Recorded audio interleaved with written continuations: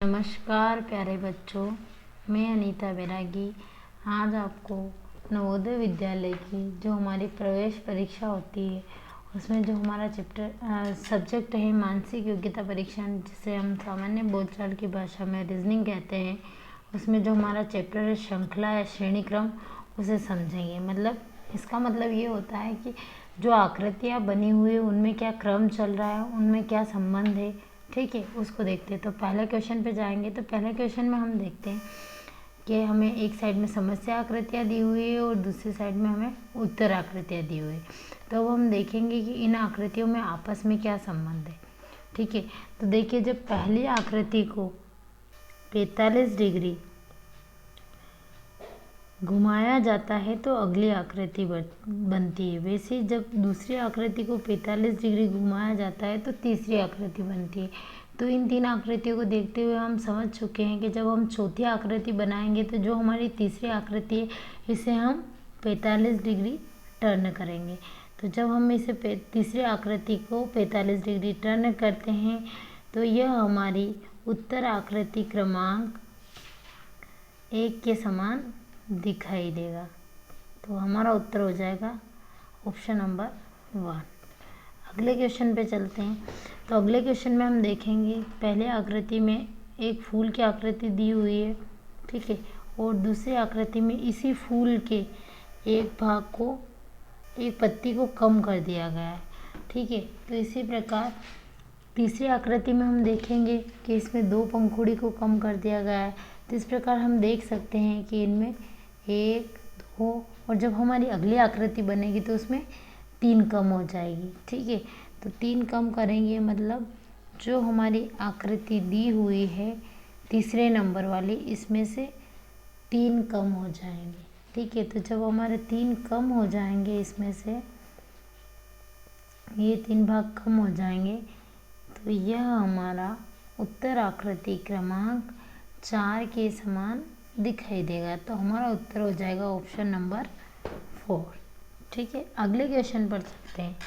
तो अगले क्वेश्चन में हम देख रहे हैं पहली और दूसरी आकृति को देखकर हम अनुमान लगा सकते हैं कि पहली आकृति के अंदर वाला जो त्रिभुज था वो दूसरी आकृति में बड़े आकार में दिखाया गया है और उसके अंदर जो आकृति है उसमें एक नई आकृति है। तो इसी प्रकार हम समझ सकते हैं कि जो हमारे दूसरी आकृति में चतुर्भुज दिया गया है वह तीसरी आकृति में बाहर है, ठीक है, और उसके अंदर एक नई आकृति है।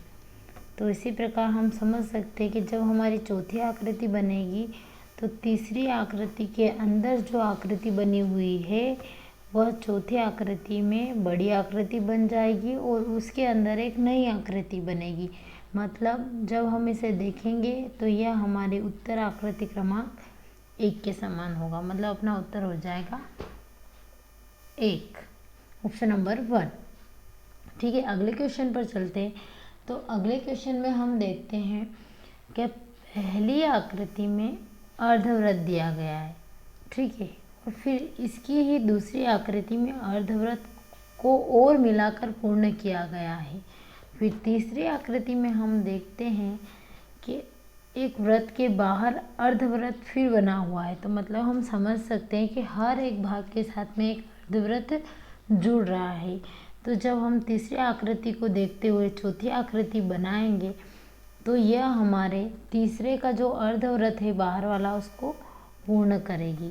मतलब यह हमारा उत्तर आकृति क्रमांक 1 के समान होगा जिसमें 2 वृत्त पूर्ण है, ठीक है। हम अगले क्वेश्चन पर चलते हैं। तो अगले क्वेश्चन में हम देखेंगे कि जो हमारी पहली आकृति है उसका संबंध तीसरी आकृति से और जो हमारी दूसरी आकृति है उसका संबंध चौथी आकृति से होगा, ठीक है। तो हम देखते हैं कि पहली आकृति के जो 2 भाग है वो तीसरी आकृति के 2 भाग के समान है और इसका जो 2 भाग ऊपर और नीचे वाले जो भाग है उसमें जो नीचे वाला भाग है उसमें परिवर्तन किया गया है, जैसा कि आप लोगों को डायग्राम में दिखाई दे रहा होगा, ठीक है। पहले वो अंदर की साइड उसका मुंह था लेकिन तीसरी आकृति में वो बाहर की साइड है। तो इसी प्रकार जब हम अपनी अगली आकृति को देखते हैं दूसरी के समान तीसरी को देखते हैं ठीक है, तो जो हमारी तीसरी आकृति होगी वह जो दूसरी आकृति को हम देखते हैं तो हम देखेंगे कि उसके उसका एक भाग समान रहेगा और दूसरे भाग में परिवर्तन हो जाएगा। मतलब जो ये लेफ्ट साइड वाला जो भाग है वो समान रहेगा और जो राइट साइड वाला है इसमें चेंजेस हो जाएगा। तो इसमें चेंजेस यह होगा कि इसकी जो डायरेक्शन है वो चेंज हो जाएगी। मतलब अभी इसका एरो जो है वो बाहर की साइड है, लेकिन अगली आकृति में दोनों साइड के जो एरो हैं वो अंदर की साइड हो जाए, बाहर की साइड हो जाएंगे। ठीक है, एक बाहर की साइड एक अंदर की साइड। तो यह हमारा उत्तर आकृति क्रमांक 1 के समान होगा। ठीक है, अगले क्वेश्चन पर चलते हैं। तो अगले क्वेश्चन में हम देखते हैं कि हर एक भाग में एक साइड का जो एक भुजा है वो बढ़ रही है क्रम से, दक्षिणावर्त क्रम में। ठीक है, तो हमने देखा कि पहली आकृति में 2 भाग थे, दूसरी आकृति में 3 हुए। ठीक है, तीसरी आकृति में 4 हो गए। तो जब ये 4 भाग पूर्ण होने के बाद हम चौथी आकृति पर जाएंगे, तो मतलब जो हमारी आकृति है तीसरी, उसके बाहर की साइड दक्षिणावर्त दिशा में एक और लाइन बन जाएगी, तो वह हमारा उत्तर आकृति क्रमांक 2 के समान होगा। ठीक है, अगले क्वेश्चन पर चलते हैं। तो अगले क्वेश्चन में हम देखते हैं कि इसमें भी हर एक भाग के बाद एक काला भाग है, फिर दूसरी आकृति में हम देख रहे हैं एक काले भाग के बाद एक सफ़ेद भाग है, फिर तीसरी आकृति में हम देख रहे हैं कि उस सफ़ेद भाग के बाद तीसरा काला भाग है। तो इसी क्रम को हम आगे देखते हुए समझेंगे कि जब हमारा पहला भाग काला है और तीसरा भाग काला है और दूसरा भाग सफ़ेद है, मतलब जो हमारा चौथा भाग होगा वो भी काला होगा। यह क्रम चलता रहेगा। ठीक है, तो यह हमारा उत्तर आकृति क्रमांक 1 के समान हो जाएगा। अगले क्वेश्चन पर चलेंगे। तो अगले क्वेश्चन में हम देखते हैं क्वेश्चन नंबर 8 में कि एक वृत्त है, उसके अंदर छोटा एक आकृति काला त्रिभुज बना हुआ है। ठीक है, और वह अपनी घड़ी की दिशा में 90 डिग्री घूम रहा है। ठीक है, तो इसी प्रकार ये क्रम भी आगे चलते हुए जब हम अपनी चौथी आकृति बनाएंगे तो हम समझेंगे कि यह भी तीसरी आकृति जो है यह भी 90 डिग्री घड़ी की दिशा में टर्न होगी। तो जब ये घड़ी की दिशा में टर्न होगी तो ये इस साइड में हो जाएगी। ठीक है, इस डायरेक्शन में, लेफ्ट डायरेक्शन में हो जाएगी। तो यह अपना उत्तर आकृति क्रमांक 1 के समान हो जाएगा। अगले क्वेश्चन पर चलते हैं, क्वेश्चन नंबर 9 में। तो अगले क्वेश्चन में हम देखते हैं कि प्रत्येक समस्या आकृति में एक एक रेखा की वृद्धि हो रही है। ठीक है, जैसे कि इसमें बीच में एक चतुर्भुज था, उसके बीच में एक रेखा थी, फिर अगले में देखा तो और साथ में चतुर्भुज की जो मूल आकृति है वो भी 45 डिग्री टर्न हो रही है। ठीक है, और बीच में एक रेखा की वृद्धि हो रही है। तो इसी प्रकार तीसरी आकृति में हम देख रहे हैं तो जो चतुर्भुज की मूल आकृति है वो 45 डिग्री टर्न हो रही है और उसके बीच में जो आकृति है उसमें एक रेखा की वृद्धि हो रही है।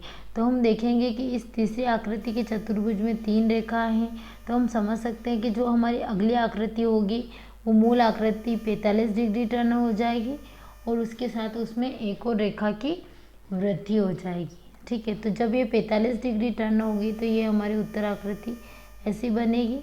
ठीक है, और बीच में हो जाएगी, कितनी लाइन चाहिए हमें,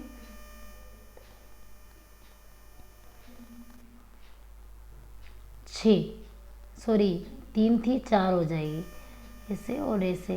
तो यह हमारी उत्तर आकृति क्रमांक 3 के समान बनेगी। जो हमारी अगली आकृति होगी वो उत्तर आकृति क्रमांक 3 के समान बनेगी। ठीक है, फिर हम क्वेश्चन नंबर 10 पर जाएंगे। तो क्वेश्चन नंबर 10 में हम देखते हैं कि जो अंदर वाली आकृति है वो अगली आकृति में बड़ी हो जाएगी और उसके अंदर एक नई आकृति बनेगी। ठीक है, जैसे कि पहले में त्रिभुज के अंदर एक वृत्त था, दूसरी आकृति में वो वृत्त बाहर आ गया, फिर तीसरी आकृति में वो जो चतुर्भुज है वह बाहर आ गया है और उसके अंदर एक नई आकृति आ गई। तो इसी प्रकार हम देखेंगे कि अगली आकृति में जो इस चतुर्भुज के अंदर जो पंचभुज है वो बाहर आ जाएगा और उसके अंदर एक नई आकृति बन जाएगी। ठीक है, तो वह अपनी उत्तर आकृति क्रमांक 4 के समान दिखाई देगी। ठीक है, तो हमारा उत्तर हो जाएगा उत्तर आकृति क्रमांक 4। ठीक है, अगले पर चलते हैं।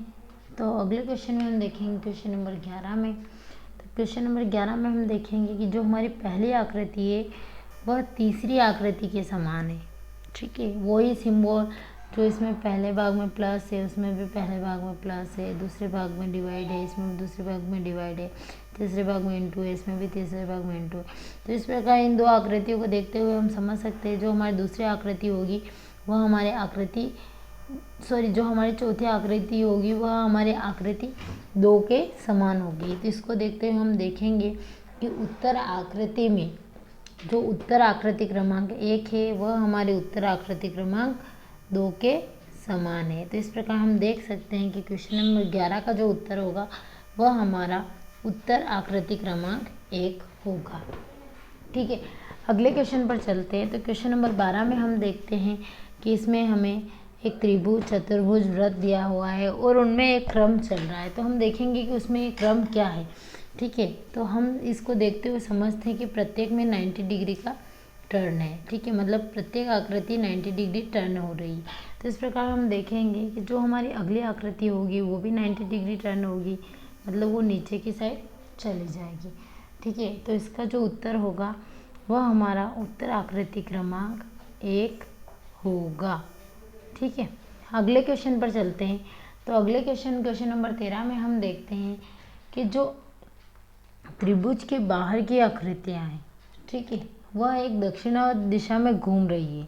ठीक है, जैसा आप लोगों को डायग्राम में दिखाई दे रहा हो प्रत्येक आकृति दक्षिणावर्त दिशा में घूम रही है। ठीक है, तो दक्षिणावर्त दिशा में घूमेगी तो इस प्रकार हम अनुमान लगा सकते हैं कि अगले भाग में जो आकृति हमारी घूमेगी तो वो वापस यथास्थान जिस स्थिति में पहले थी उसी स्थिति में आ जाएगी। मतलब वह अपनी जो समस्या आकृति का पहला भाग है उसके समान ही जो हमारी उत्तर आकृति होगी वो होगी। तो हम देखेंगे कि उत्तर आकृति में जो हमारा समस्या आकृति का जो पहला भाग है उसके समान कौन है, तो वह हमारा उत्तर आकृति क्रमांक 3 है। ठीक है, अगले क्वेश्चन पर चलते हैं। तो क्वेश्चन नंबर 14 में हम देखते हैं कि प्रत्येक अगली समस्या आकृति में एक भाग बाहर का जो एक भाग है वह वामावर्त दिशा से स्टार्ट हो रहा है और एक एक भाग बढ़ता जा रहा है। ठीक है, जैसे कि पहले आकृति नॉर्मल है, दूसरी आकृति में वामावर्त दिशा में पहला भाग बढ़ा है, फिर तीसरी आकृति में एक और भाग बढ़ गया है। तो इसको देखते हुए हम देखेंगे कि जो हमारी चौथी आकृति बनेगी उसके बाहर 3 भाग बढ़े हुए होंगे। ठीक है, मतलब ऐसा हो जाएगा। तो इसे हम देखेंगे कि ये किसके समान दिखाई देगा जब एक भाग और बढ़ जाएगा, तो यह हमारा उत्तर आकृति क्रमांक 2 के समान दिखाई देगा। ठीक है, अगले क्वेश्चन पर चलते हैं। Question number 15। क्वेश्चन नंबर 15 में हम देखते हैं कि मूल आकृति से जुड़ा गोला, प्रत्येक मूल आकृति जो है हमारे जो डायग्राम में हमें दिखाई दे रही है उसके बाहर एक गोला है। ठीक है, तो वह गोला जो है वामावर्त दिशा में आगे बढ़ते हुए एक कोने को छोड़ रहा है। वामावर्त मतलब कि लेफ्ट टू राइट डायरेक्शन में। ठीक है, लेफ्ट टू राइट डायरेक्शन में एक भाग को छोड़कर आगे बढ़ रहा है और बीच में जो मूल आकृति के अंदर का जो है, ठीक है, वो भी एक कोना छोड़कर बाहर खिसक रहा है। तो इसे देखेंगे हम, तो जैसे पहले से तीसरे को हमने देखा तो वैसे ही हम अंदर के दूसरे वाले भाग को देखेंगे तो यह जो होगा हमारा एक भाग छोड़ के पीछे आ जाएगा लेफ्ट साइड में। ठीक है, तो यह हमारा उत्तर आकृति क्रमांक 2 के समान हो जाएगा। ठीक है, तो हमारा आंसर हो जाएगा उत्तर आकृति क्रमांक 2। ठीक है, अगले क्वेश्चन पर चलते हैं। तो अगले क्वेश्चन में भी जैसा हमारा क्वेश्चन नंबर 12 में हुआ था जैसा हमारा क्वेश्चन नंबर 12 में हुआ था या अन्य क्वेश्चन में भी हमने देखा था, तो वैसे ही जो हमारा क्वेश्चन नंबर 16 है उसमें प्रत्येक आकृति 90 डिग्री टर्न हो रही है। ठीक है, तो जब हम समझेंगे कि जब हर आकृति 90 डिग्री टर्न होगी मतलब जो उसकी अगली डायरेक्शन होगी वो ये होगी, मतलब चतुर्भुज के अंदर जो त्रिभुज बना हुआ है वो इस डायरेक्शन में होगा। तो हम देखेंगे कि यह हमारा उत्तर आकृति क्रमांक 2 के समान बनेगा।